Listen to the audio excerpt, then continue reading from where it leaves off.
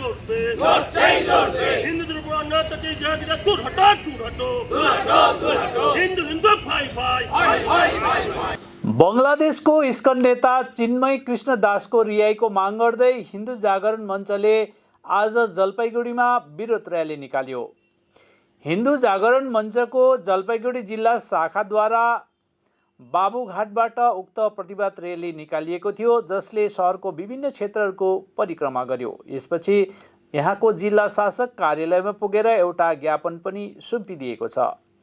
Yes अवधि हिन्दू जागरण मञ्चका सदस्यहरूले भने, हामीले र्याली मार्फत सरकार सामु हाम्रो माग राखेका छौँ। आशा छ चाँडै नै कारवाही गरिनेछ, साथै धार्मिक सद्भाव कायम राख्न उपयुक्त कदम उठाइनेछ। বাংলাদেশে বিগত বেশ কয়েক মাস ধরে হিন্দুদের ওপরে অমানবিক অত্যাচার চলছে। তাদের দোকানঘর লুটপাট করা হচ্ছে, প্রাণে মেরে ফেলা হচ্ছে, বাড়িতে অগ্নিসংযোগ করা হচ্ছে, মহিলাদের ধর্ষণ, খুন সবকিছু চলছে, লুটতরাজ চলছে। সেখানে প্র্যাকটিক্যালি কোনো সরকার চলছে না এবং যা ইচ্ছে তাই চলছে। সেই বিষয়ে এবং চিন্ময় কৃষ্ণ দাস প্রভুকে অন্যায়ভাবে গ্রেপ্তার করে রাখা হয়েছে বাংলাদেশের কারাগারে, তার মুক্তির বিষয়ে এবং বাংলাদেশের বিভিন্ন শিক্ষা প্রতিষ্ঠানগুলোতে যে ছবি আমাদের কাছে এসছে, আমাদের দেশের জাতীয় পতাকাকে অবমাননা করা হচ্ছে, এই সমস্ত বিষয়ে আজ আমরা ভারতের মহামান্য রাষ্ট্রপতি মহোদয়ের কাছে একটি ডেপুটেশন পাঠাবো।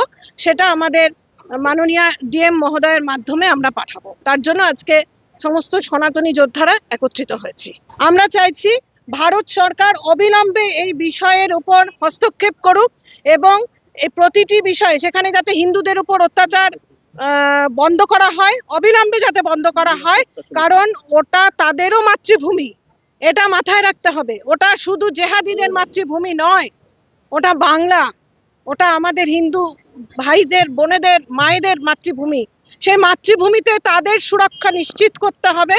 আমাদের জাতীয় পতাকার প্রতি তারা যে অবমাননা করেছেন তার জন্য তাদের কঠিন সাজা পাওয়া উচিত এবং আমাদের বর্তমানে যা পরিস্থিতি বাংলাদেশে চলছে তার সেটা অবিলম্বে বন্ধ করা উচিত। যে অরাজকতা চলছে, ভারত সরকার যাতে সেখানে ইন্টারফেয়ারেন্স করে, এটাই আমাদের দাবি। আমরা কড়া পদক্ষেপের দাবি জানাচ্ছি যাতে সনাতনীদের উপর কোনো রকম আঘাত সে দেশে না হয়। আমাদের দেশেও কিন্তু যারা সংখ্যালঘু তাদের প্রতিও কিন্তু আমরা কোনোদিন কোনো রকম আঘাত হানি না, এটা মাথায় রাখতে হবে।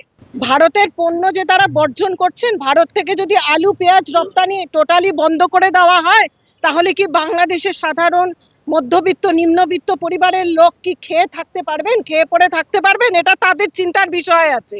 কাজেই তাদেরও উচিত, ওখানেও তো কিছু ভালো মানুষ আছেন, তাদেরও উচিত এটার প্রতিকার করা, কারণ ওখানে প্র্যাকটিক্যালি একটা জেহাদি সংগঠনের হাতে চলে গেছে একটা গোটা দেশ।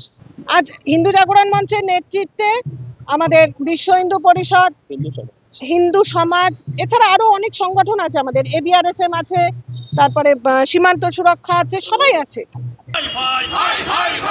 হিন্দুদের উপর অন্যায় অত্যাচার জিহাদিরা দূর হটো